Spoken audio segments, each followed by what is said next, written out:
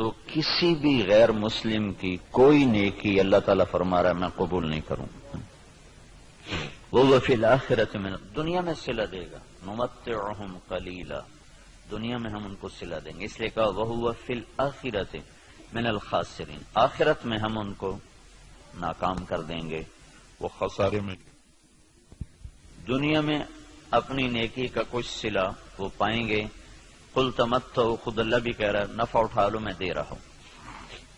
لیکن موت کے بعد اولئک الذین، یہ وہ لوگ ہیں جنہوں نے دنیا میں اپنے آپ کو سمجھا کہ ہم تو بہت اچھے کر رہے تھے. حبطت اعمالہم، لیکن ان کے اعمال ضائع ہو گئے اور اللہ تعالیٰ نے ان کی کوئی قیمت نہ لگائی. یہ ایک قانون ہو. دوسرا قانون، جو دین پہ چلنے والے ہیں ان کے ساتھ کیا ہوگا؟ اگر وہ پورے دین پر چل رہے ہیں تو پھر قرآن خوشخبری دیتا ہے انتم الاعلون، تم سب سے بلند رہو گے، تم سب سے عزت والے ہوگے. ان کنتم مؤمنین، اگر یہ دین پر چلنے والے ہوں گے پورے تو پھر کیا ہوگا؟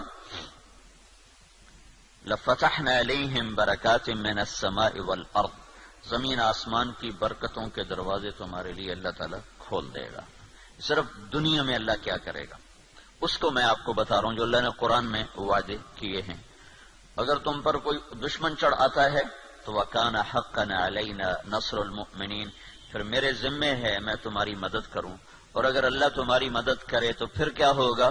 پھر وَلَن تُغْنِيَ عَنْكُمْ فِئْتُكُمْ شَيْئًا وَلَوْ كَثُرَتْ وَأَنَّ اللَّهَ مَعَ الْمُؤْمِنِينَ، پھر ساری دنیا تم پہ چڑھائی کر دے اور اللہ تمہارے ساتھ ہو تو پھر تمہارا کوئی کچھ نہیں بگاڑ سکتا. اللہ کے محبوب کا فرمان ہے، مسلم شریف کی روایت ہے، صحیح ساری کتابوں میں ہے، لن یغلب 12,000 من قلت، 12,000 اگر مسلمانوں کی تعداد ہو پوری دنیا میں، صرف 12,000 اور باقی ساری دنیا کا باطل ایک طرف ہو، تو انہیں اس وجہ سے شکست نہ ہوگی کہ یہ تھوڑے تھے، اس وجہ سے شکست نہیں ہوگی. اگر 12,000 کو شکست ہوئی ہے 12 لاکھ کے مقابلے میں یا 12 کروڑ کے مقابلے میں، تو شکست کی وجہ اللہ تعالیٰ کا نبی فرما رہا ہے کمی نہیں ہے، شکست کی وجہ ان کا اللہ سے تعلق کا ٹوٹنا یا ان کے اندر گناہوں کا پایا جانا، ورنہ 12,000 مسلمان ساری دنیا کے لیے کافی ہیں. لن یغلب 12,000 من قلت، 12,000 پر کوئی غالب نہیں آ سکتا. وَأَنَّ اللَّهَ، ویسے تو ایک مسلمان ہو تو اس پہ کوئی غالب نہیں آ سکتا جب اللہ ساتھ ہو. نبی ایک ہی تو ہوتا ہے، اکیلا نبی ہوتا ہے اور سارا کفر اس کے سامنے ہوتا ہے. اور ہود علیہ السلام تو ایسی قوم کے سامنے آئے تھے جن کے قد اس پلر کو دگنا کرو تو تب جا کے ان کا قد بنتا تھا. اتنے قد آور قوم تھی کہ 30 40 ہاتھ، یعنی کوئی 60 فٹ ان کا قد بنتا تھا. اور ان کے مقابلے میں اللہ نے لشکر کی وجہ ایک بھیجا، صرف ہود. وَإِلَىٰ عَادٍ أَخَاهُمْ هُودًا، ہم نے عاد کی طرف ہود کو بھیجا. تو سارے مل گئے لیکن ہود علیہ السلام کو ہاتھ نہیں لگا سکتے، ایک ہی کافی ہوتا ہے. لیکن یہ اسباب کی دنیا ہے، اسباب کی دنیا ہے، تو یہاں بطور سبب یہ معجزات کا جہان نہیں، نبیوں کا معاملہ اور ہوتا ہے اور امت کا معاملہ اور ہوتا ہے. نبیوں کے ساتھ اللہ تعالیٰ کا نظام خصوصی چلتا ہے اور عام انسانوں کے ساتھ اللہ تعالیٰ کا نظام عمومی چلتا ہے. ہمیں مکڑی کے جالے سے اللہ نہیں چھپائے گا.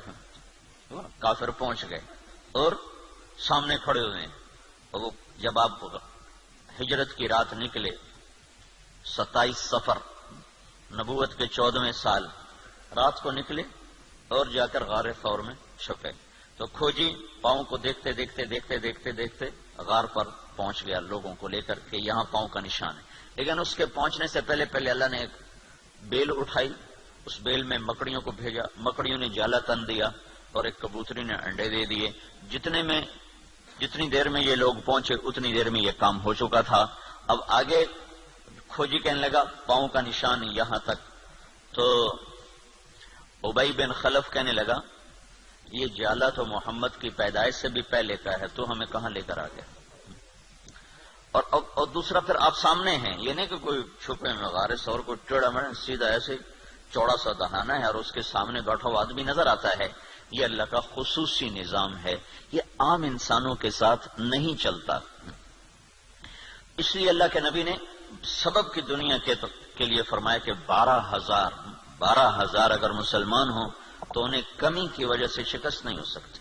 اسکندریہ بڑا مضبوط شہر تھا مصر کا، اس کو فتح ہونے میں دیر ہو گئی اور مسلمانوں کا لشکر تھا 4,000 کا۔ تو حضرت عمرو بن عاص رضی اللہ تعالیٰ عنہ نے عمر رضی اللہ تعالیٰ عنہ کو خط لکھا کہ یہاں بہت بڑا لشکر ہے اور میں 4,000 کے ساتھ ان کا مقابلہ نہیں کر سکتا، اب میری مدد کے لیے فوج روانہ کرو۔ تو عمر رضی اللہ تعالیٰ عنہ نے 4,000 اور بھیج دیے، 4,000، اور ان 4,000 کے ساتھ 4 آدمی ہیں، ایک زبیر بن عوام اور ایک مقداد بن اسود، یہ مہاجرین میں سے، اور عبادہ بن صامت اور مسلمہ بن مخلد، یہ انصار میں سے، 2 مدینے کے 2 مکہ کے، ان 4 کو ان کے ساتھ، تو یہ 4,000 جمع 4۔ تو عمر رضی اللہ تعالیٰ عنہ نے عمرو بن عاص رضی اللہ تعالیٰ عنہ کو خط لکھا کہ میں تیرے مدد کے لیے 4,000 آدمی بھیج رہا ہوں، ان کے ساتھ 4 آدمی اور ہیں، ان میں ہر آدمی 1,000 کے برابر ہے، 1,000 کے برابر ہے، لہذا میں 4,000 نہیں، میں 8,000 تیری مدد کے لیے بھیج رہا ہوں، اور تم پہلے سے 4,000 ہو تو تم 12,000 ہو گئے، تو 12,000 کو کمی کی وجہ سے کوئی شکست نہیں دے سکتا۔ تم جب میرا یہ لشکر پہنچے تو تم سارے مسلمانوں کو آخرت کی ترغیب دو اور اللہ کا نام لے کر قدم بڑھاؤ، اللہ تمہیں فتح عطا فرمائے گا۔ دنیا جن کی فراست کا لوہا مانتی ہے کافر بھی، اور وہ اتنے بڑے شہر پہ حملہ ہو رہا ہے، اور وہ کیا تدبیر اختیار کر رہے ہیں کہ 4,000 جمع 4 آدمی بھیج کر مطمئن بیٹھے، حالانکہ وہ 40,000 بھیج سکتے تھے۔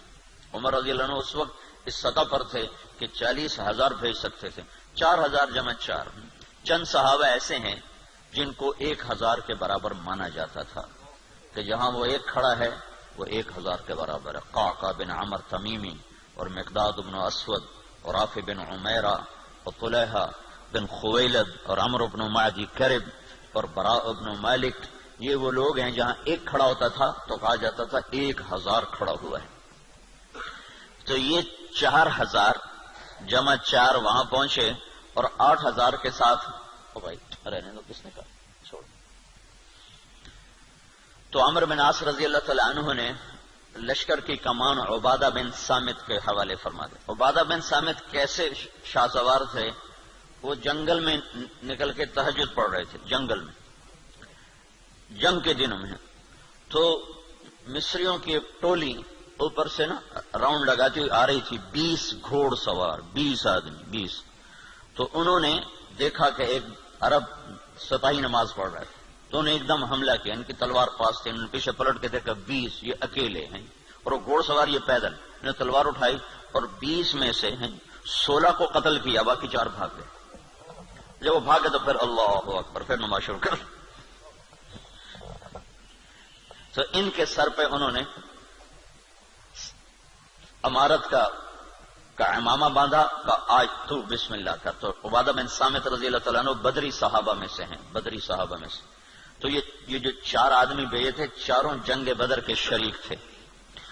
تو 12,000 نہیں تھے، 8,000 جمع 4 تھے، اور اسکندریہ جو مصر کا سب سے بڑا شہر تھا اور طاقتور اس کی فوج تھی، اللہ نے 8,000 کے ذریعے سے وہ زیر کروا دیا کہ 12,000 کو شکست ہو گئی۔ تو سمجھو کہ کمی کی وجہ سے نہیں، کوئی اور ہے۔ اب تو 1 ارب مسلمان ہیں، 1 ارب مسلمان ہیں، اور ذلت چھائی ہوئی ہے۔ اور اس سے عجب بات یہ ہے کہ دنیا کی سب سے طاقتور چیز اس وقت تیل ہے، تیل کے ساتھ پہیہ گھومتا ہے، تیل کے ساتھ جہاز اڑتا ہے، بم گرانے کے لیے اسے تیل چاہیے۔ ساری دنیا کا 70% تیل اللہ نے مسلمانوں کی زمین کے نیچے رکھا ہوا ہے۔ دنیا میں جتنا تیل ڈھونڈا جا چکا ہے اس کا 70% اللہ تعالیٰ نے عربوں کو دے دیا ہے، مسلمانوں کو دے دیا ہے۔ ٹوٹل 30% ساری دنیا میں اور 70% مسلمانوں کی زمین میں، اور پھر ذلت۔ تو میں یہ بتا رہا تھا کہ اگر ہم پورے مسلمان ہیں تو پھر اللہ کا قانون کیا ہے؟ انتم الاعلون ان کنتم مؤمنین، تم سے اونچا کوئی جا نہیں سکتا۔ وَلِلَّهِ الْعِزَّةُ وَلِرَسُولِهِ وَلِلْمُؤْمِنِينَ، عزت صرف تمہیں ملے گی، کافر کو ذلت ملے گی۔ لَفَتَحْنَا عَلَيْهِمْ بَرَكَاتٍ مِّنَ السَّمَاءِ وَالْأَرْضِ، زمین آسمان کی برکتوں کو میں دروازے کھول دوں گا، اور تمہاری زمین کا ذرہ ذرہ وہ برکت بنے گا، آسمان کا قطرہ قطرہ وہ برکت بنے گا۔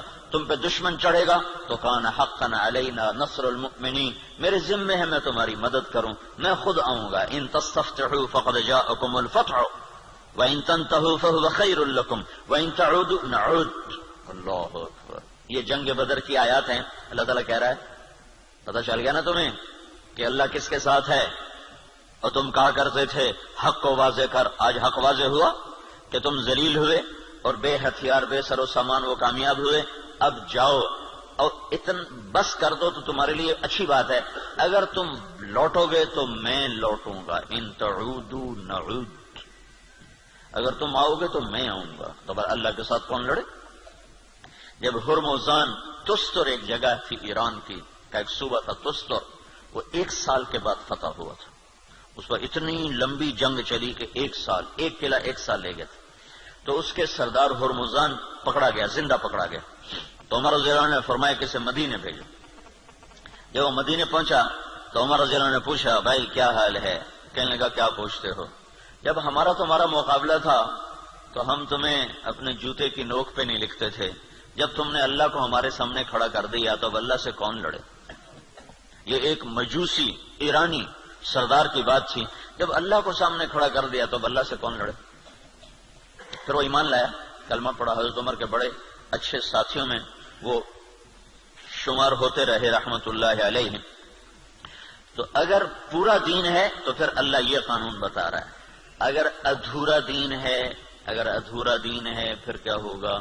پھر وہی ہوگا جو ہو رہا ہے، لیکن میں قرآن سے بھی بتاؤں گا کہ کیا ہوگا۔ ہوگا تو وہی جو ہم دیکھ رہے ہیں، لیکن اللہ کا قرآن بھی اس کی طرف نشاندہی کرتا ہے، بتلاتا ہے کہ اگر تم ادھورے چلو گے، پورے نہیں چلو گے۔ دیکھو نا 33 نمبر لے کر بھی تو آدمی پاس ہوتا ہے، لیکن کوئی اس کو جاب دیتا ہے، کوئی نوکری دیتا ہے۔ کہا جی کون سے ڈویژن ہے؟ کہا جی 3rd ڈویژن کا، جا جتی چاہتے ہونے نکل جائے۔ 1st ڈویژن والے کو لوگ دیکھتے ہیں کہ ہاں بھائی کتنے نمبر لیے تھے آپ نے، کتنا ایکسپیرینس ہے آپ کا؟ تو ہم 33 نمبر والے مسلمان ہیں، تو اللہ سے ہم مانگتے ہیں 100 نمبر والا معاملہ۔ تو اب اللہ تعالیٰ کا قرآن بتاتا ہے، کیا کہتا ہے؟ وَلَنُذِيقَنَّهُمْ مِنَ الْعَذَابِ الْأَدْنَى دُونَ الْعَذَابِ الْأَكْبَرِ لَعَلَّهُمْ يَرْجِعُونَ۔ جب تم ادھورے چلو گے نا، کبھی نماز پڑھی کبھی چھوڑ دی، کبھی روزہ رکھا کبھی چھوڑ دیا، کبھی حلال کھایا کبھی حرام کھایا، کبھی جھوٹ بولا کبھی سچ بولا، کبھی سود پہ چلے کبھی حلال پہ چلے، جب تم یہ سارا گڑبڑ کر دو گے تو پھر میں کیا کروں گا؟ وَلَنُذِيقَنَّهُمْ مِنَ الْعَذَابِ الْأَدْنَى، میں تمہیں چھوٹے چھوٹے عذاب دوں گا، دون العذاب الاکبر، بڑا عذاب نہیں دوں گا۔ بڑا عذاب کیا ہے؟ قرآن کی دوسری آیت فَيُعَذِّبُهُ اللَّهُ الْعَذَابَ الْأَكْبَرَ يَصْلَى النَّارَ الْكُبْرَى، جہنم کی آگ، دوزخ کی آگ، یہ بڑا عذاب ہے اور یہ خوفناک عذاب ہے۔ اس سے توبہ توبہ۔ اوہ انہا لغا، بھڑکتی ہے، نزاعۃ للشوا، کھال کھینچ دیتی ہے۔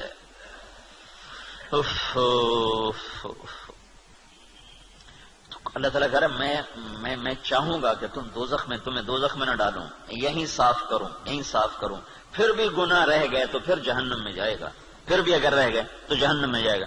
جب کوئی آدمی فرض نماز چھوڑ دیتا ہے اور پھر وہ توبہ نہیں کرتا، چھوڑ ہی جاتا ہے تو اس کے نام کا ایک دروازہ جہنم میں کھول دیا جاتا ہے، اسے اس دروازے میں سے گزرنا پڑے گا چاہے ایمان پہ خاتمہ ہو۔ اللہ تعالیٰ کے نبی جب معراج پر گئے تو ایک جگہ دیکھا لوگ الٹے لٹکے ہوئے نا، تو ان کو نیچے سے آگ جلا رہی، ان کے پاؤں بندھے ہوئے رسے سے اور ان کو نیچے آگ جلا رہی۔ تو آپ نے پوچھا یہ کون لوگ ہیں؟ کہا جو روزہ نہیں رکھتے تھے۔ تو روزہ نہ رکھنا یہ تو مسلمان کے لیے، کافر سے تو روزہ مطلوب نہیں۔ ایک جگہ آپ نے دیکھا ایک آدمی لیٹا ہوا ہے تو ایک فرشتے کا ہاتھ میں پتھر ہے بہت بڑا، اس کے سر کے اوپر مارتا ہے، اس کا سر کیما ہو جاتا ہے، پتھر دور جا گرتا ہے، وہ پتھر اٹھانے جاتا ہے، واپس آنے تک اس کا سر ٹھیک ہو جاتا ہے، وہ پھر اس کے سر پہ پتھر مارتا ہے، وہ پھر کیما ہو جاتا ہے۔ تو آپ نے پوچھا یہ کون ہے؟ کہ یہ وہ جو عشاء کی نماز پڑھے بغیر سو جاتا تھا۔ جو عشاء پڑھے بغیر، اور لاکھوں کروڑوں مسلمان ایک نماز بھی نہیں پڑھتے، عشاء کی کیا بات ہے، ایک بھی نہیں پڑھتے.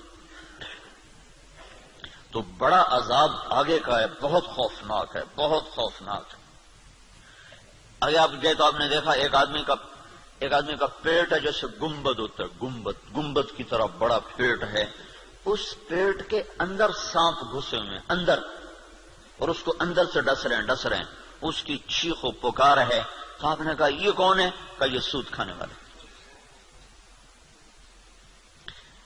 تو بڑا عذاب آگے ہے، زلزلہ، دشمن کی چڑھائی، دشمن کے ہاتھوں قتل، دریاؤں کا سوکھ جانا، بجلی کا ختم ہو جانا، محبتوں کا اٹھ جانا، برکتوں کا اٹھ جانا، آپس کی لڑائیاں، قتل و غارت، بد امنی، مہنگائی. یہ ہے وَلَنُذِيقَنَّهُمْ مِنَ الْعَذَابِ الْأَدْنَى، چھوٹے چھوٹے عذاب دوں گا، دون العذاب الاکبر، بڑا نہیں دوں گا. لعلہم یرجعون، شاید تم مسجدیں بھر دو اور تم توبہ کر لو اور تم اللہ کے سامنے جھک جاؤ اور تم اللہ کو منا لو اور اللہ کے نبی کے طریقوں پر آ جاؤ. تو ما یفعل اللہ بعذابکم ان شکرتم وآمنتم وکان اللہ شاکرا علیما. اللہ تعالیٰ فرماتا ہے تمہیں سزا دے کے مجھے کیا خوشی ہوتی، تمہیں سزا دے کے مجھے کیا خوشی ہوتی. تم انسان بنو، جو کہتا ہوں کرو، جس سے روکتا ہوں چھوڑو، تو میں تمہیں عذاب دے کے مجھے کوئی خوشی نہیں ہے، لیکن تم میرے مان کے چلو، میرے بن کے. آپ 5000 تنخواہ دے کر اگلے کی کھال اتار دیتے، ذرا سا گڑبڑ کر دے تو اس کی ماں بیٹی نہیں چھوڑتے. اور اللہ تعالیٰ سر سے لے کر پاؤں تک وجود دیتا ہے، ایک سیل ساری دنیا مل کے نہیں بنا سکتی. ایک سیل میں جو جہان کام کر رہا ہے ساری دنیا عاجز ہے اس ایک سیل کا. صرف ایک سیل کا جہان سمجھنے سے دنیا کا انسان عاجز ہے، اور کئی خرب سیلز جمع ہوتے ہیں تب اللہ ایک انسان بناتا ہے. ہر سیل میں ایک کائنات ہے جس کا نظام اللہ تعالیٰ چلاتا ہے. تو اس کے بعد اس کا اتنا حق نہیں ہے کہ میری مان کے چل، میری مان. اطیع اللہ و اطیع الرسول، اللہ کی مانو اور اللہ کے رسول کی مانو، اپنی مرضی پہ نہ چل. اور پھر اس میں اللہ تعالیٰ ایک ہمارے ساتھ سودا کرتا ہے کہ عبدی انت ترید وانا ارید ولا يكون الا ما ارید فان سلمت لي فيما ارید كفيتك فيما تريد وان لم تسلم لي فيما ارید اتعبتك فيما تريد ولا يكون الا ما ارید. اے میرے بندے، ایک تیرا ارادہ ہے، ایک تیرے رب کا ارادہ ہے. جو تو چاہتا ہے وہ اللہ کے ارادے کے بغیر نہیں ہو سکتا، جو اللہ چاہتا ہے وہ تمہارے بغیر کر دیتا ہے. تو ایک کام کرو، یہ اس چند روزہ زندگی میں جو میں کہوں کرتے جاؤ کرتے جاؤ کرتے جاؤ کرتے جاؤ. یہ نہ دیکھو کہ نفع کیا ہے نقصان کیا ہے، یہ دیکھو کہ اللہ کیا چاہتا ہے اور اللہ کا رسول کیا کہتا ہے. بس تم یہ کرتے جاؤ تو کیا ہوگا، کفیتک فیما ترید، جو تم چاہو گے میں کر دوں گا. وَإِن لَّمْ تُسَلِّمْ لِي فِيمَا أُرِيدُ، اگر تم نے یہ نہ کیا تو أَتْعَبْتُكَ فِيمَا تُرِيدُ وَلَا يَكُونُ إِلَّا مَا أُرِيدُ، تو پھر میں تمہیں تیری چاہتوں میں تھکا دوں گا، تو جو خوار کر دوں گا اور ہوگا وہ جو تیرا رب چاہتا ہے. تو ادھورے دین پر کیا ہوتا ہے، ادھورے دین پر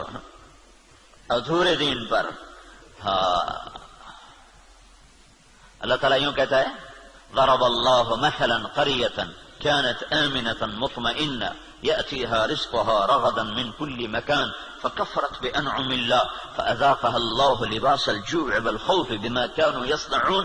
جب تم دین پر چلتے ہو تو اللہ کہتا ہے میں خوف دور کر دیتا ہوں، ولا يبدلنهم من بعد خوفهم امنا، میں خوف دور کرتا ہوں، امن قائم کرتا ہوں، بے برکتی دور کرتا ہوں، برکتیں لے کر آتا ہوں. اور جب تم بگڑتے ہو تو پھر میں کیا کرتا ہوں کہ میں ساری برکتیں واپس لیتا ہوں. پھر اور کیا کرتا ہوں، پھر میں خوف طاری کرتا ہوں اور بھوک طاری کرتا ہوں. فَأَذَاقَهَا اللَّهُ لِبَاسَ الْخَوْفِ وَالْجُوعِ. جب تم میری مانتے ہو تو زمین آسمان تمہاری نوکری کرتے ہیں، اور جب تم پھر ٹکراتے ہو تو پھر کیا ہوتا ہے کہ میں برکتیں واپس لیتا ہوں اور بھوک اور خوف کا لباس پہنا دیتا ہوں. دیکھو یہاں لباس کا ہے، لباس ہے، لباس سارے جسم پر ہوتا ہے. خوف دل کی کیفیت کا نام ہے اور بھوک پیٹ کی کیفیت کا نام ہے. صرف پیٹ میں بھوک ہوتی ہے اور سارا بدن بے قرار ہوتا ہے، صرف دل میں خوف ہوتا ہے اور سارا بدن بے قرار ہوتا ہے. اور اگر جسم کے ایک ایک رونگٹے میں بھوک پڑ جائے اور ایک ایک رونگٹے میں بھوک ڈال دی جائے اور ایک ایک رونگٹے میں اللہ تعالیٰ خوف ڈال دے تو پھر اس آدمی کا کیا حال ہوگا، یا اس معاشرے کا کیا حال ہوگا جس کے روئے میں خوف اور بھوک کو ڈال دیا جائے. تو یہ اللہ تعالیٰ چھوٹے عذاب کی نشاندہی کر رہا ہے اپنی کتاب میں، اپنے قرآن میں، کہ جب تم نافرمانیاں کرتے ہو تو ظہر الفساد فی البر والبحر، زمین و آسمان میں، بر خشکی اور تری میں، کبھی سمندروں میں موجیں اٹھتی ہیں، کبھی زمین کی برکتیں گم ہو جاتی ہیں، کبھی زمین کپ کپاتی ہے، کبھی پہاڑ لرز جاتے ہیں، کبھی آسمان بے موسم بارشوں پہ اتر آتا ہے، کبھی ہوائیں پاگل ہو جاتی ہیں، کبھی محبتیں مٹ جاتی ہیں۔ یہ کیوں ہوتا ہے؟ یہ کیوں ہوتا ہے؟ جب تم بما کسبت ایدی الناس، یہ تمہارے اپنے ہاتھوں کی کمائی سے ہوتا ہے، تمہارے اللہ کا نہ ارادہ نہیں، تمہارے اپنے ہاتھوں سے ہوا ہے۔ بما کسبت ایدی الناس، یہ تمہارے اپنے ہاتھوں کی وجہ سے ہے۔ لیذیقہم بعد الذی عملوا، اللہ کہہ رہا ہے یہ تمہارے پوری سزا نہیں ہے، چھوٹی سزا، تھوڑی سزا، تھوڑی سزا کہ تم اللہ کی طرف رجوع کرو۔ تو بھائیو، مکمل دین ہے تو اللہ کا قانون اور ہے، ادھورا دین ہے اللہ تعالیٰ کا قانون اور ہے۔ زمین آسمان اللہ کے ہیں، قانون بھی اللہ کا چلتا ہے، زمین آسمان اللہ کی بادشاہی ہے، حکم بھی میرے اللہ کا چلتا ہے، یہاں کوئی پر نہیں مار سکتا، دم نہیں مار سکتا۔ ایک کتاب میں نے حدیث پڑھی، اللہ تعالیٰ نے ایک نبی سے فرمایا، یاد رکھ تیرے بدن پہ جو مکھی بیٹھتی ہے نا، وہ بھی تیرے رب کی اجازت سے بیٹھتی۔ اور قرآن دیکھو، ما تسقط من ورقۃ الا یعلمها، پتے کو کہو کہ اللہ کی مرضی کے بغیر گر کے دکھا دو۔ صرف فیصلہ آباد کے درختوں کے پتے گنو تو گنے نہ جائیں، صرف پاکستان کے درختوں کے پتے گنو تو گنے نہ جائیں، تو کل کائنات میں کتنے جنگل، پھر سمندر کے جنگل جو پانی کے اندر درخت ہیں وہ زمین کے درختوں سے زیادہ ہیں۔ اللہ نے پانی کے اندر بے شمار جنگل بنایا ہوا ہے، تو اپنے اس کی شہنشاہی دیکھو کیا کہتا ہے، ایک پتا بھی گرتا ہے تو تیرے رب کے امر کے ساتھ ہے، تیرا اللہ اسے جانتا ہے۔ جاننے کا مطلب ہے کہ اس کے امر سے گرتا ہے۔ ولا حبہ، کوئی دانہ، فی ظلمات الارض، زمین کے اندھیروں میں، ولا رطب ولا یابس، کوئی خشک و تر، الا فی کتاب میں مبین، ہر شے تیرے رب کی کتاب میں ہے۔ کتنی بڑی بادشاہی کا مالک ہو، اور ہم بے وقوف لوگ اسی سے ٹکرانا شروع کر دیں تو ہم سے بڑا دیوانہ کون ہوگا؟ جھوٹ کے بغیر کام نہیں چلتا، سبحان اللہ، یہ مسلمان کہتا ہے۔ سود کے بغیر کام نہیں چلتا، یہ مسلمان کے جب بول ہوں تو زمین آسمان کانپے نہ تو کیا کرے؟ الا لعنت اللہ علی الکاذبین، اللہ نے کہا غور سے سنو، جھوٹوں پہ اللہ کی لعنت۔ اور یہ سب تاجر کہتے ہیں جھوٹ کے بغیر کام نہیں چلتا۔ ایک تاجر نے نا، اچھا بڑا تاجر تھا، وہ 3 دن لگا داڑھی رکھ لی چھوٹی چھوٹی، مجھے بڑی خوشی ہوئی۔ کچھ دن بعد ملاقات ہوئی تو شیو کیا ہوا، میں نے کہا یہ کیا کیا؟ کہنے لگا جو سارا دن جھوٹ بولنا پڑتا تو میں نے شیو کرا دیا۔ میں نے کہا اللہ کے بندے، کوئی داڑھی کی وجہ سے جھوٹ حرام ہے؟ جھوٹ تو کلمے کی وجہ سے حرام ہے، اب تو نے 2 گناہ شروع کر دیے، داڑھی بھی منڈائی، جھوٹ بھی بولا، تو اب داڑھی منڈانے سے جھوٹ حلال ہو گیا۔ جھوٹ کا حرام ہونا داڑھی کے ساتھ نہیں ہے، جھوٹ کا حرام ہونا کلمے کے ساتھ، کہ تو کلمہ پڑھ کے جھوٹ، تو یہ کیوں کہتا ہے کہ داڑھی رکھ کے جھوٹ بولوں مجھے شرم آتی ہے؟ تو یہ کہ کلمہ پڑھ کے جھوٹ بولوں مجھے شرم آتی ہے۔ کلمہ پڑھنے کے بعد جھوٹ بولنا بے حیائی ہے نا، کہ داڑھی رکھنے کے بعد، داڑھی تو سکھوں نے بھی رکھی ہوئی۔ یہ میرے اللہ کے نبی کا امر ہے، حکم ہے، یہ اور حکم ہے، وہ اور حکم ہے۔ ایک کی وجہ سے دوسرا چھوڑ دوں، ایک کی وجہ سے دوسرا چھوڑ دوں، یہ کہاں کی نادانی ہے؟ تو اس کو بات سمجھ میں اس نے پھر رکھ لی۔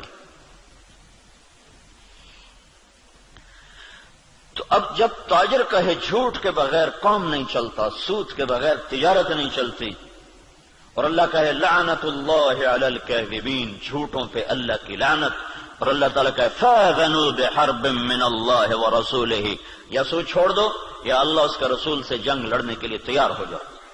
ہماری تو جنگ اللہ امریکہ سے تھوڑی ہماری جنگ ہے، یا ہندوستان سے تھوڑی ہماری جنگ ہے، یا اسرائیل سے ہماری جنگ، تو ہماری تو اللہ سے جنگ ہوئی پڑی، اللہ ہمارے خلاف جنگ کر رہا ہے۔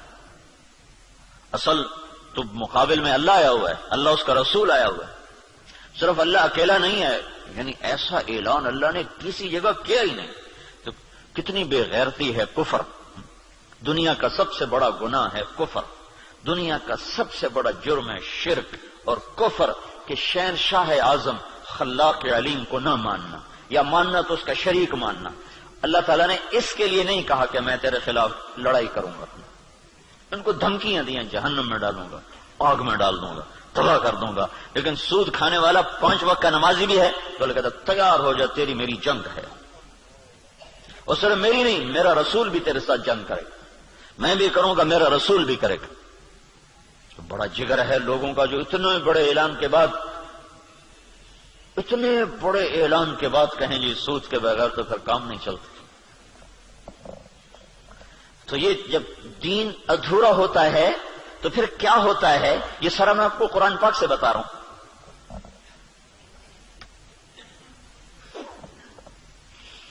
ہائے ہائے میرے بھائیو، اگر اللہ کے رسول کی ہمیں پشت پناہی نہ ہوتی تو اللہ کی قسم ہم بندر خنزیر بن چکے ہوتے۔ دعا دو اس مدینے والے کو جو اتنا رویا ہے۔ کوئی نبی اتنا نہیں رویا کہ اللہ کو جبریل بھیجنا پڑے کہ بس کر، اتنا نہ رو۔ کوئی نبی اتنا نہیں رویا ہے، اور تمہارا نبی اتنا رویا ہے کہ ایک دفعہ نہیں سینکڑوں دفعہ جبریل آیا ہے، یا رسول اللہ کہہ رہا ہے اتنا نہ رو۔ اور اس کو چھوڑو، قرآن کی گواہی سنو، قرآن کی جو قیامت تک پڑھا جائے گا، قیامت تک پڑھا جائے گا، اور ہر گھر میں ہے۔ حدیث پاک تو انہی کے گھر میں ہوگی جس کو تھوڑا حدیث کا علم ہے، لیکن قرآن تو ہر پڑھے لکھے ان پڑھ کے گھر میں ہوتا ہے۔